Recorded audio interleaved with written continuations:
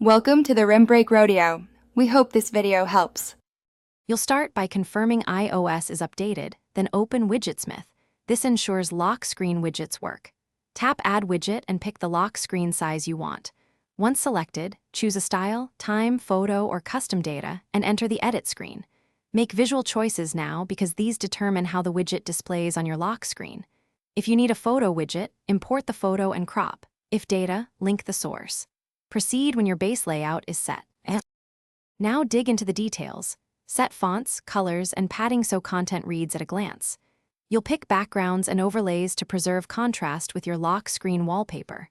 Once styled, configure dynamic options, refresh interval, calendar or health data, or attach a shortcut so the widget updates correctly.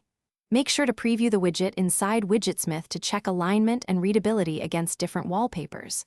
When everything looks right, save the widget, and to finish, long press your lock screen and tap Customize, choose the widget area and tap the Widgetsmith slot.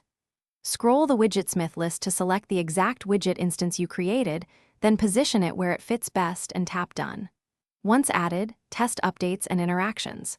If the widget fails to show or refresh, restart your device, reopen Widgetsmith and resave the widget or check permissions. If issues persist, make sure iOS is updated and that Widgetsmith has the required app permissions. Thanks for watching.